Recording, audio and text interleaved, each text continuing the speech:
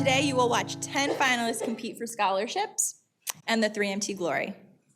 The winner here today will then represent UNLV at our Western Regional 3MT competition against other universities west of the Mississippi in the United States and Canada. The winner's college will proudly display our Rebel Grad Slam 3MT trophy for the coming year. Today, I'm pleased to congratulate the College of Sciences for having the largest number of competitors in this year's 3MT. Congratulations, College of Sciences. So why do we do the Rebel Grad Slam Research Rumble? The 3MT is a fantastic opportunity for students to learn how to convey who they are, what they study, why they study it, how they study it, and what they found or expect to find, and why it matters to an audience of folks who are mostly outside their field. Grad students and those of you who have ever been grad students know the dreaded and fearsome question, so what do you do? 3MT is an opportunity to build public speaking and communication skills and to polish one's elevator speech describing what they study as a graduate student. It's worth noting that our slammers come from all over campus from a wide range of disciplines. Some are first-year students and some are in their final year. Some slammers are master's students, others are advanced doctoral candidates. The graduate students competing here will present their research, scholarship, and creative activities in 3 minutes and not a moment more, with no notes, no props, and only one slide. It's intense and challenging. It's an experience, so I'd ask you to make sure your phones are shut off and you don't move around during the competitors' presentations. They need all your support with no distractions.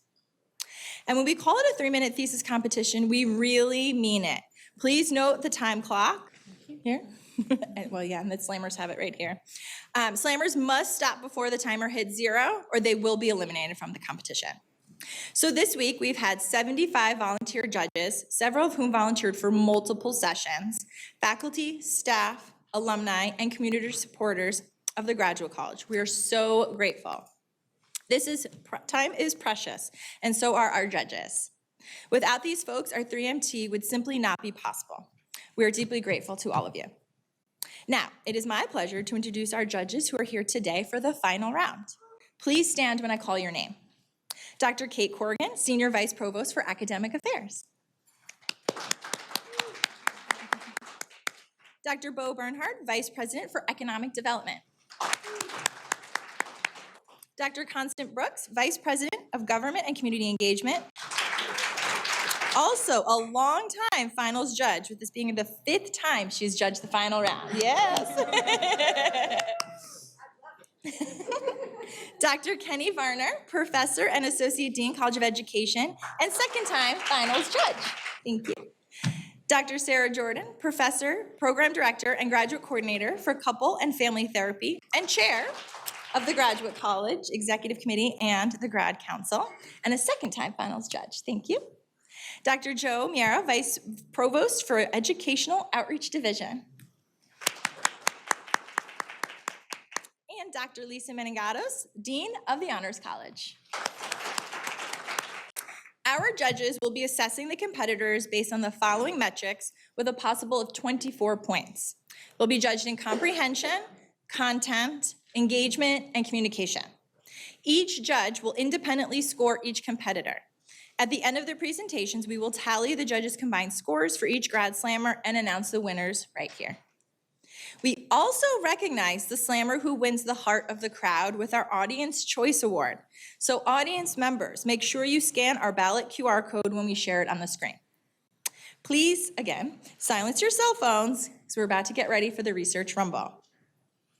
Next, I am extremely pleased and honored to welcome, in place of UNLV President Dr. Keith Whitfield. You may have seen I've mentioned Dr. Kate Corrigan a couple times already because she's our Senior Vice Provost for Academic Affairs and the creator of Rebel Grad Slam. So she's going to say a few words for us. Thank you so much, Dean Burke. Hello, everyone. Welcome to Rebel Grad Slam 3-Minute Thesis Finals. It is really amazing to be here with you today. I was thrilled and honored to come as a judge. And just a few minutes ago, President Whitfield let me know that he's tied up over at the Board of Regents meeting at the Student Union. So he was really, really disappointed that he's not going to be able to make it over. But he wanted me to send you his best regards, his good wishes for a fantastic competition. And, you know, I don't know how many of you know President Whitfield, but one of the things about him is that he is a champion for interdisciplinarity, right? He doesn't believe in silos, academic or otherwise, and he is committed to finding ways for faculty to get together and students to get together and to come across disciplinary boundaries to make amazing things happen, to take on and answer those wicked questions that arise and usually live in between disciplines and not just in one single area of study. And so this competition is exactly the kind of scholarly activity and community that President Whitfield really deeply values. So he's grateful for all of you who are here to watch this today. He's especially grateful and happy to all of our competitors who have participated this week. And he sends his very best wishes for a great competition to our finalists. So thank you for being here from President Whitfield. And then I would just simply add, it is surreal to me to be here celebrating our 10th annual 3MT. When we started this, it seemed like a pipe dream. It was a big, week of activities, and it seemed like, how could we possibly pull this off? And will anyone come? Are we throwing a week-long party for no one?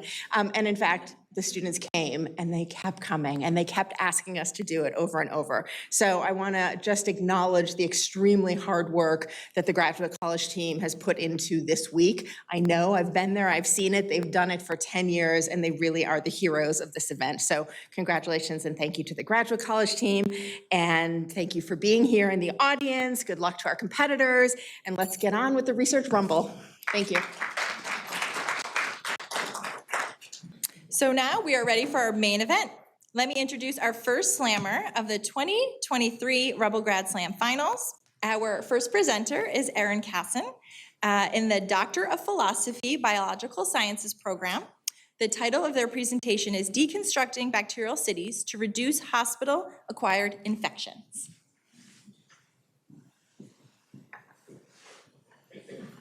If you or a loved one has ever been hospitalized, you know the profound vulnerability that comes with being sick or injured. In hospitals, nursing homes, and doctors' offices, we put our well-being into the hands of healthcare professionals in spaces that are designed for healing.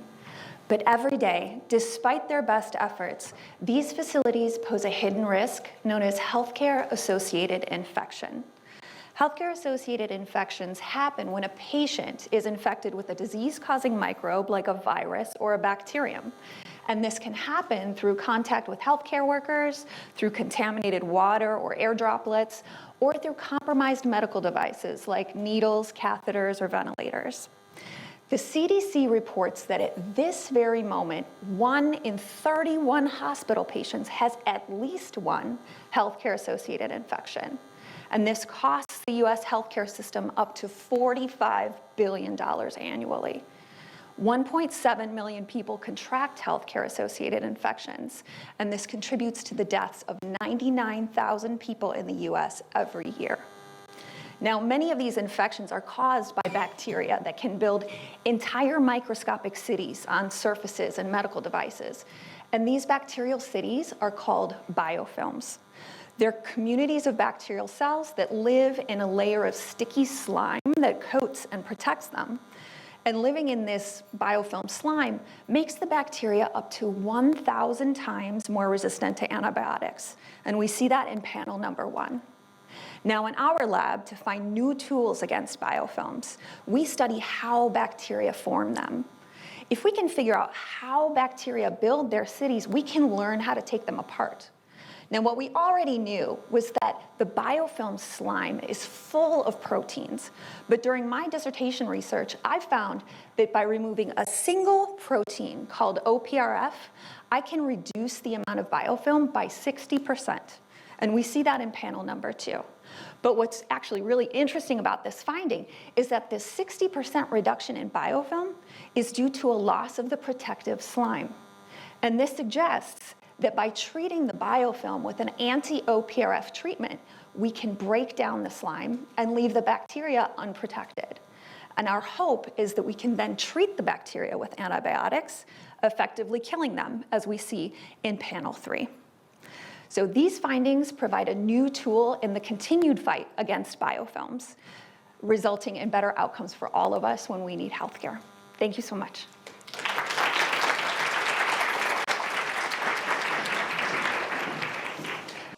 All right, we are now going to welcome our next slammer to the stage.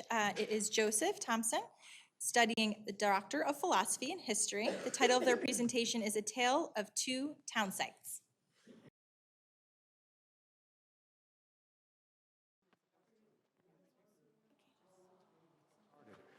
And who were the people that the original Perfect. Good? Yeah, that's good. forgiving landscapes? My research focuses on the early years and early formation of the Las Vegas town site from 1902 to 1907.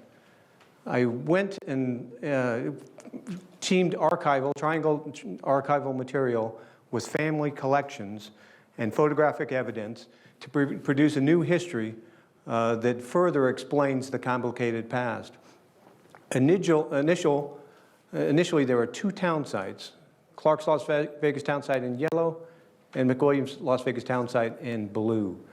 The foregoing myth is that Las Vegas began from an auction on May 15th, 1905, and everything else came forth from this virgin birth, but it couldn't be further from the truth. A year earlier, the McWilliams town site opened up in 1904 to accept the mining and families and the other population that gathered before the railroad came through.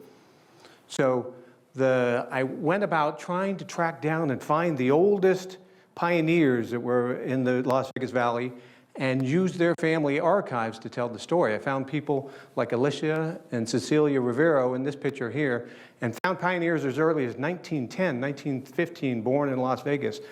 And their story differed greatly from the current scholarship that was out there.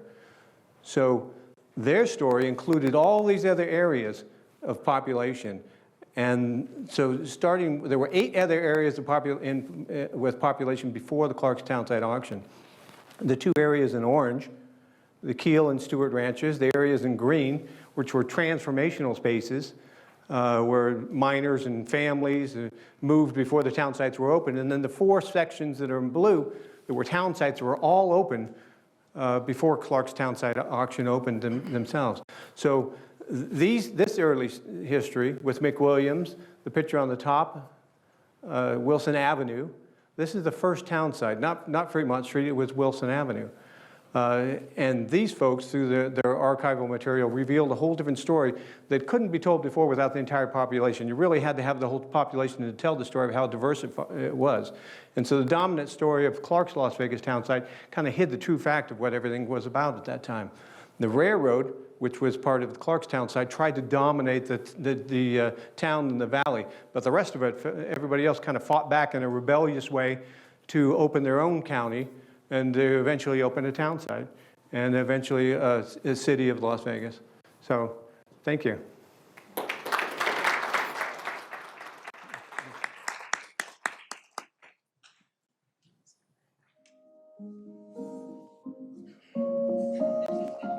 Okay, we are ready for our next slammer, Maisie Dyes.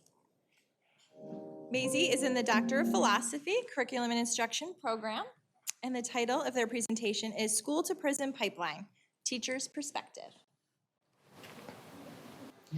70% of all students arrested in schools or referred to law enforcement are Black or Latinx. This one percentage paints the exact picture of what I saw play out in 2 high schools across the country. I taught high school science for 5 years, 2 in Alabama and 3 here in Las Vegas. And although these places are very different geographically, I saw the same thing happening behavior-wise. I watched the same students be pulled from class and sent to the behavior office. I watched the same students miss weeks of school at a time due to suspensions and juvenile assignments. And I watched the same students, my Black and brown students, be disproportionately disciplined, surveilled, monitored, restrained, pepper sprayed, and even loaded into police cars right outside my classroom window. The phenomenon I just described to you is called the school-to-prison pipeline. This social system is built of educational policies, practices, and institutions that are disproportionately pushing our students of color out of schools and into the hands of law enforcement. Although many teachers go through rigorous training programs and are introduced to multicultural education and restorative justice practices, no teacher is prepared to face the real systemic racism built into our education system. After my own personal experiences, I was curious what other teachers know about the pipeline, so I conducted a teacher survey and I found 4 main themes. Number 1, teachers could definitely identify the racial disparities within the school-to-prison pipeline, but they had trouble seeing those same disparities within their school. Next, teachers struggled to find alternative pathways for students who had previously interacted with drugs or violence other than juvenile, even though there are tons of other systems already in place. Next, our teachers thought it was appropriate to refer our students to law enforcement, even though they didn't think juvenile or alternative school was beneficial to the student's success or academic achievement. And lastly, our teachers assigned the blame for this phenomenon solely onto students, never once crediting lack of teacher preparation. In order to disrupt this pipeline, our teachers have to be aware of the systemic racism our education system is built upon. Here at UNLV, we have to adapt our teacher preparation courses so that they can meet the needs that our students and teachers are facing right now. And lastly, in our community and in our school district, we have to give teachers the resources and the support needed so they can build the confidence to call out injustice, to recognize racially biased discipline practices, and to be the advocates our students need when they are being treated like prisoners within their schools. Thank you.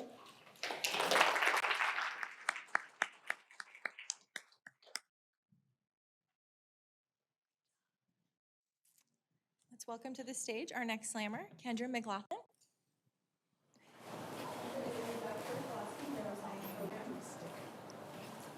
And the title of their presentation is Predictions of the Future, Utilizing Microglial Biomarkers of Neuroinflammation to Indicate Cycles of Stress. Marvel's Doctor Strange, Twilight's Alice Cullen, Disney Channel's Raven Baxter all share a commonality. Aside from being a part of simply iconic franchises, they each share the ability to predict the future. Now, as a PhD student in the neuroscience program with a somewhat unhealthy obsession for all things science and fiction, I find this both fascinating and relevant. Because you see, one of the greatest challenges in the field of neuroscience is not only finding interventions, but knowing when to implement them. Because unfortunately, oftentimes, by an individual gets the chance to talk to someone, their quality of life has already been impacted. But what if we could take things like biomarkers and what we know about how the brain enters a disease state to predict future outcomes? Could we predict when the brain would enter an irreversible state of disease?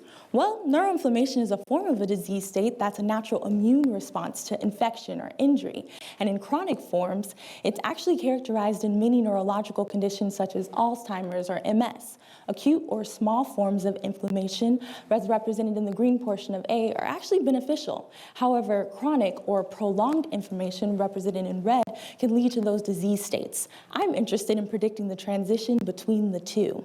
To examine this, I have adapted predictive models commonly used in engineering to predict the fatigue of metal. I've used variables like stress and strain to see how they impact cellular processes over time. How these models work can be explained with a simple paperclip. By repeatedly opening and closing a paperclip over time, it leads to a fracture and then a break. These models can predict when that will be.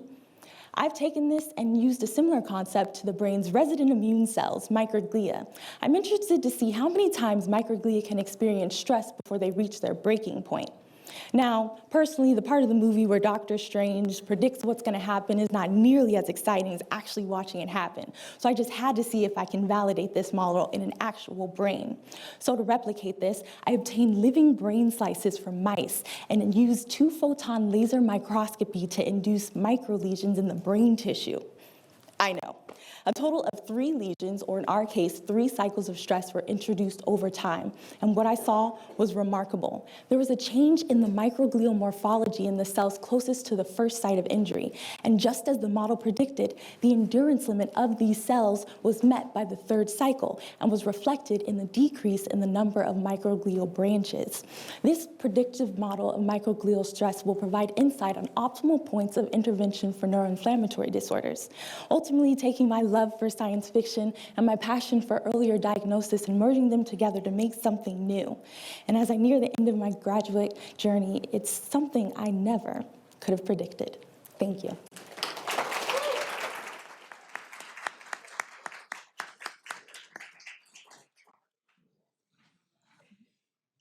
We're ready to welcome our next slammer, Kara Jones, studying a Doctor of Philosophy and Anthropology. The title of their presentation is The Rocks Remember, the Changing Landscape of Ivanpah Dry Lake, California. Ivanpah Dry Lake is an industry hotspot.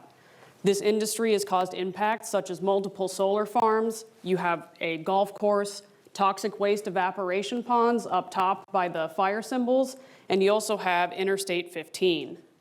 So this makes Ivanpah the most frequently visited lake in the area that you've probably never heard of. So what if I told you instead that Ivanpah has been consistently visited by people from all over the Southwest region for at least 10,000 years?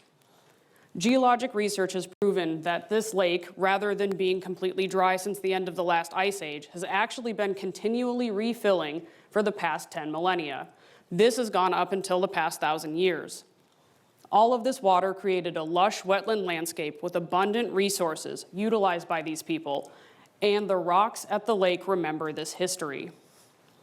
In the south, over where you have all of the fire symbols, those are numerous, actually hundreds, of roasting pits that were used to process wetland resources such as tule potato or other tubers. In the north of the lake, on the shorelines, you have numerous hunting sites which just dot the shorelines where people came down from the nearby mountains to hunt game in the shoreline grasses. And finally, when the lake would be dry, people shifted what they were doing to the southeastern margin of the lake to harvest fairy shrimp. And you might be thinking, there's no shrimp in the desert, I don't know what you're talking about. But these are actually indigenous to the Ivanpah Valley, and they're freshwater crustaceans that can only hatch after the lake has been completely dry and rain comes through. You also have 2 trails that are in this region, and you might look at one of them and say, that follows the same corridor as Interstate 15 a little bit. And it does. That trail covers 4 states of the desert Southwest region, nearly running parallel to Interstate 15 itself. The name Ivanpah is actually derived from the Southern Paiute and Chemehuevi term Avinpah, meaning good, clear water. This lake is alive in the cultural memory of these people. All of these factors argue for preservation of this landscape, especially as the project for high-speed rail connecting Los Angeles to Las Vegas has been greenlit for the expansion of Interstate 15. Additionally, there's another project that's on the table to put an airport in the middle of the lake bed, which is a poor decision considering the summer monsoons of the past 2 years. The people remember this space being full of water. You have all of the archaeological sites and the intersection of 2 very important indigenous trails. All of this argues for preservation of this landscape for people of the past, present, and future. Thank you.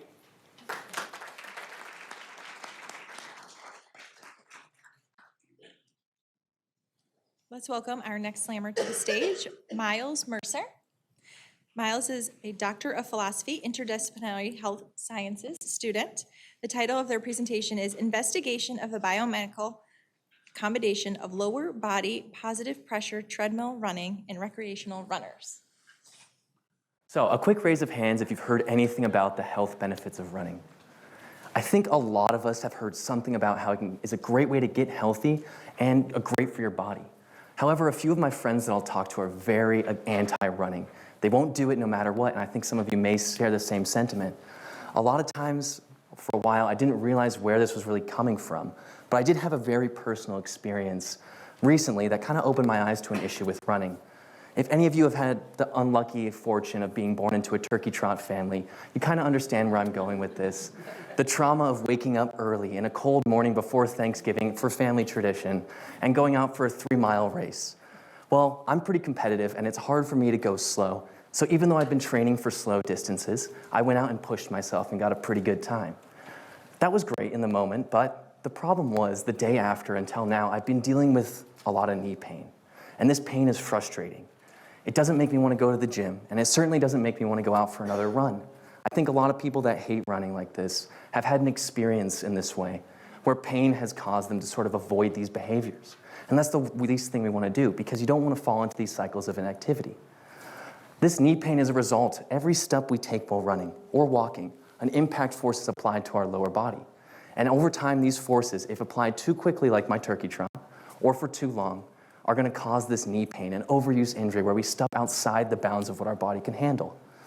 We haven't been able to control for running injuries over the past few decades. 65% of any runner or all runners are going to get injured within a given year, and that's been consistent. We haven't been able to control that because we can't control how people train. That's a big issue. I couldn't control how fast I went out that day. We can control devices that we give to supplement runners and give them a safe alternative to training hard that day. The anti-gravity boost treadmill in the bottom right corner, we zip you in by the waist and we use air pressure to effectively lower your body weight and reduce those impact forces with every step. It's a great alternative if you want to train fast or learn to train faster. Maybe you want to go a little bit longer that day. And it's an awesome tool that we can use.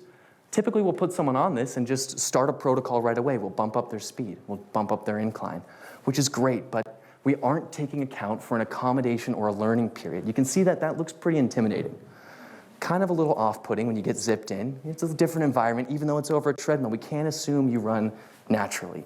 The worst thing you want to do is do more harm than good, and in that learning effect, your form isn't going to be great. You need time to develop those strides, those steps. My research has shown that over 15 minutes, it takes 15 minutes of our lowered body weight running to effectively utilize it. So we need to be able to implement this tool correctly with my research to prevent injuries, keep runners healthy and comfortable, but more importantly, willing to stick around. Thank you.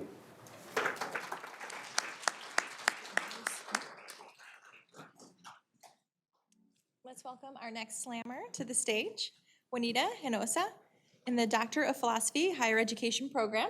The title of their presentation is Moving Away from the Periphery, Latinx Attending Rural Hispanic Serving Community Colleges. My family and I immigrated to the United States when I was 8 years old.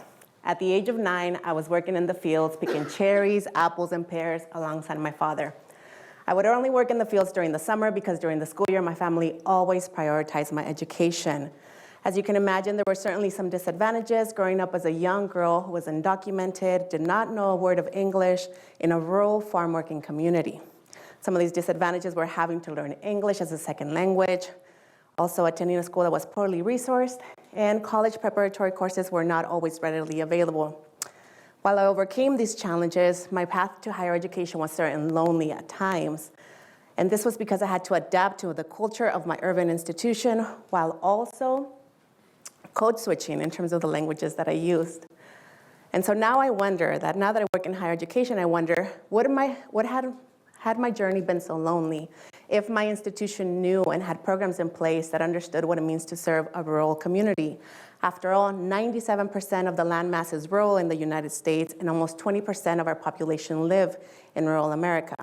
Which brings me to my dissertation topic. You see, I'm exploring the experiences of Latinx students in higher education, and particularly rural higher education. Two things that I would like to point out for you in regards to my literature review is the first, that there's currently 3 very distinct paths of research that I have found. One focused on community colleges, one focused on rural institutions, and the third focused on Hispanic serving institutions, which are institutions that enroll over 25% of their undergraduate student body who identify as Latinx. And where these 3 areas cross paths, that is what my research highlights, because all 3 of the sectors are critical in providing college access to rural students. So I'm also looking at my study from an intersectional lens as well as an asset-based lens. Why these 3 sectors are so important is because, for example, over 58% of students who are attending 2-year institutions are doing so at rural institutions. Corsich et al. Recently found that over 93% of tribal colleges and universities, 33% of historically Black colleges and universities, and 18% of HSIs are all serving rural communities. Therefore, it's of critical importance. Second thing I'd like to point out is that as of now, there's a deficit perspective built on the experiences of students who are from rural areas by focusing on what they don't have rather than the assets that they bring. So for example, yes, I had to learn English as a second language. I'm also bilingual. And yes, I was working in the fields at a very young age. I also learned the very strong work ethic of farm workers. So my research and my dissertation focuses on the lived experiences of Latinx students attending a rural Hispanic serving community college. And it really is exploring how their assets and how their cultural wealth is supported by higher education institutions. So with that, I hope to move away from the periphery as I continue to highlight and explore the lived experiences of Latinx students. Thank you.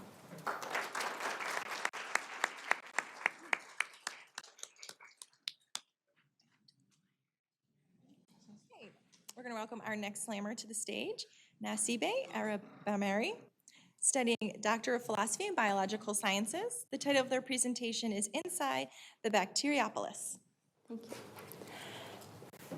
Plaque on teeth, slime on stones, rust around taps on showers. What do they have in common? Biofilms. These slimy bacterial colonies are everywhere, from the top of Mount Everest to the deepest oceans. And yes, even inside your mouth as we speak.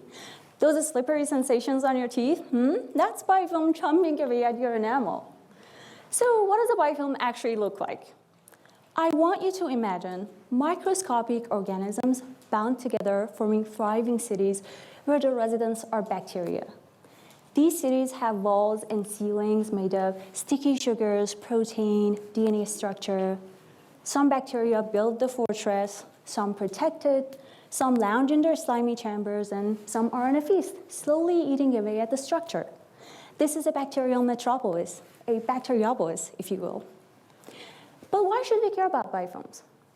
Bacteria, like us, prefer company over solitude. They thrive in colonies, and that's where the trouble begins.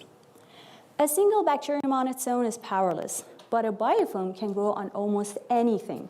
What's worse, infections caused by these biofilms are 1,000 times more tolerant to antibiotics. In fact, over 60% of infections are biofilm-based. Biofilms cost us over $4 trillion every year, impacting human health, medical care, food, agriculture, industry. They chomp away hulls of ships. They contaminate medical devices. They kill people. They are huge, costly problems, and yet we barely scratch the surface of understanding it. As a microbiologist, I'm on the front lines of this battle. I'm not just a scientist in your eyes. I'm a detective in the bacteriopolis, striving to decipher what these bacteria are up to and how we can counter their detrimental effects. I'm developing a cutting-edge technique to study genes of different bacteria in biofilm at a single-cell resolution that has never been done before. My goals are simple: understanding the secrets of this bacterial society, find out how these residents are protecting their city, and then come up with the smartest strategy to fight against the problem they cause. So remember, the next time you brush your teeth, you are fighting a small-scale bacteriopolis in your mouth. And the next time you hear about an infection that's hard to treat, you know that biofilms are often the cause. So together, let's delve deeper into this hidden world to find ways and make a difference in our health, environment, and economy. Thank you.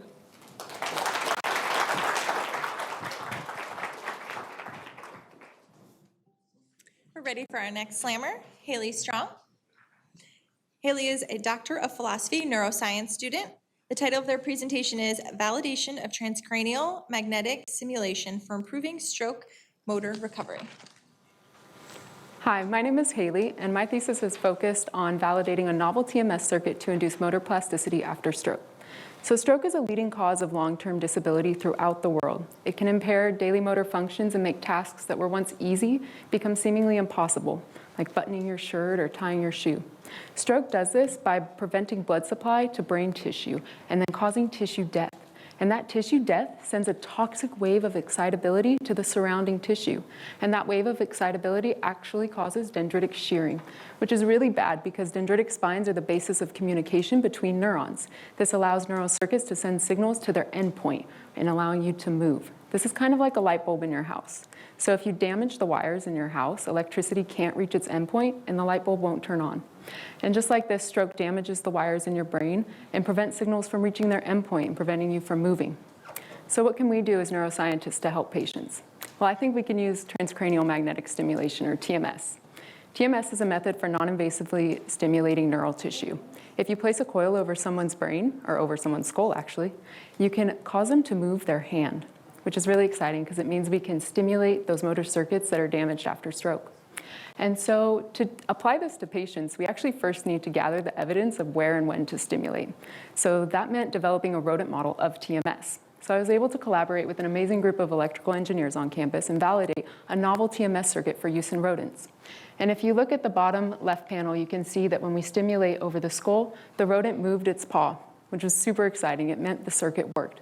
But after this, I really wanted to see, could we change communication between cells? Could we increase dendritic spines? And compared to controls, which normally have 6 dendritic spines per 10 micron segment, you can see after TMS, this goes up to 12 spines per 10 micron segment. That's really exciting because it means we're able to increase communication of these cells and improve neural circuits.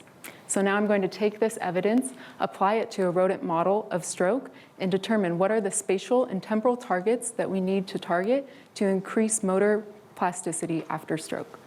Thank you.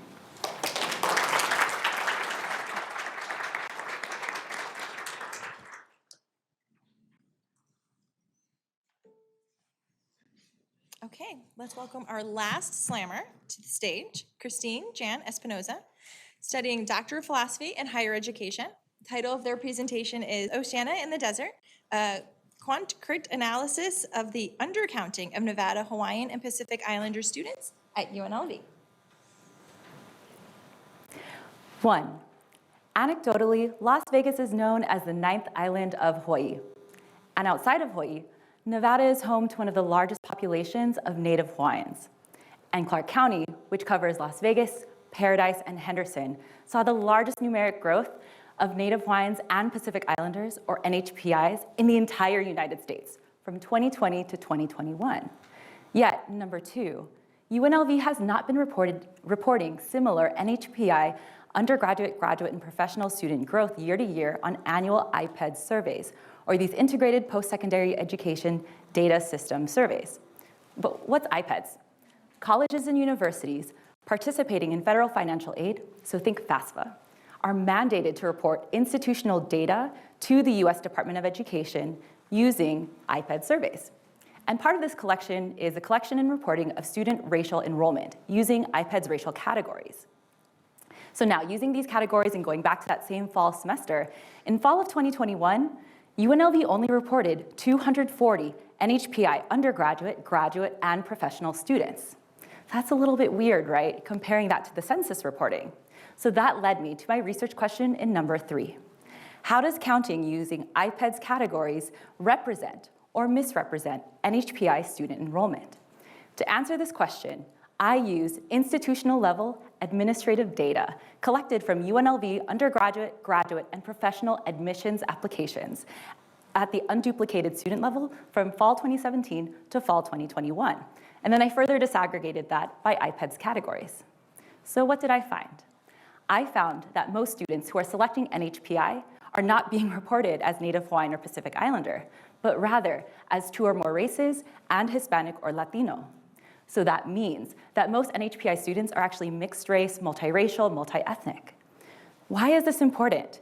Colleges and universities like UNLV rely on these counts to understand the racial representation of their campuses, and this can ultimately lead to the investment in culturally and racially relevant and responsive teaching, practices, and services, programming that is meant to now serve these students. But if the population is small, they might not look like a critical mass. So that leads me to number 5. In fall of 2021, there was not just 240, there was 1,653 students identifying in part as Native Hawaiian and Pacific Islander. So the way that we are representing the data, these racial categories from iPads, they are not capturing the fullness of Native Hawaiians and Pacific Islanders on our campus. And so therefore, it's arguably structural racism. Therefore, it is important that we question the data because numbers are not neutral. Thank you.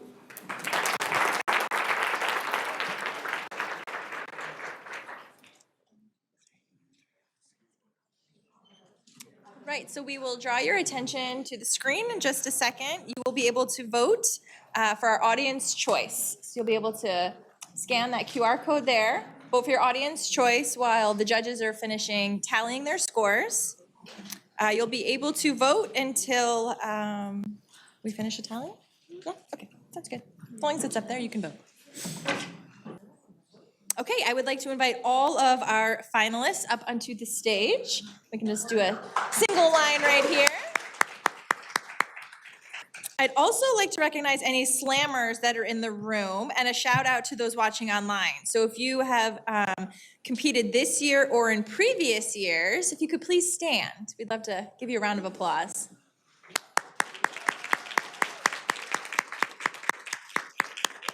Okay, without further ado, I am ready to announce the winners. In third place, winning a $750 scholarship, and also the audience choice winner with an additional $500 scholarship, we have Erin Casson.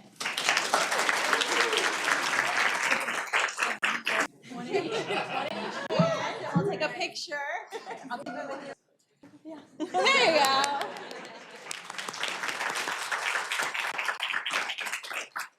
In second place, we have Nasbi Arab Bammer.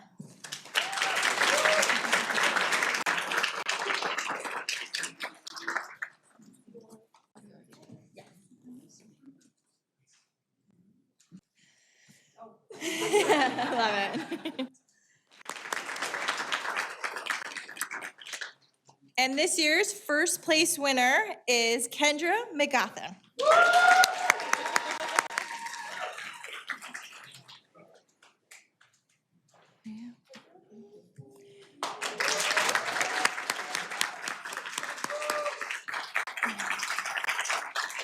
Next, I'd like to recognize our judges one last time, all of those in the room.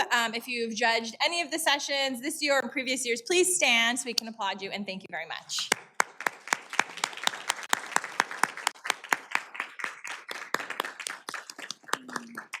Next, we'd like to thank our graduate college team, specifically Alyssa Gardner. This is her first one, and you would never know because she has kept everything so smooth. It's been amazing.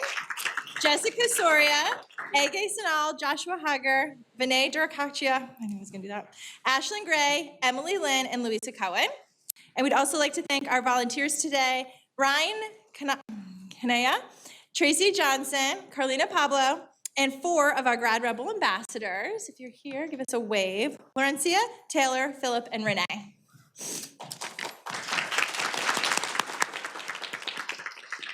Thank you to our friends and colleagues from UNLV TV who have been the backbone of our virtual programming and events, including today's finals. Thank you for filming this event and sharing it with all of our online viewers. Finally, I'd like to thank our colleagues at Aramark Catering for providing the food and beverages, setup and cleanup, and for the reception outside that y'all are going to enjoy. And thank you to our slammers, judges, audience members. Please join us for a reception to celebrate our slammers. And thank you to their mentors. We'd like to show our gratitude to our judges. Let's all enjoy everything tonight. It's been a long week. Everybody did amazing. And let's go celebrate outside and have a wonderful evening, everybody. Thank you.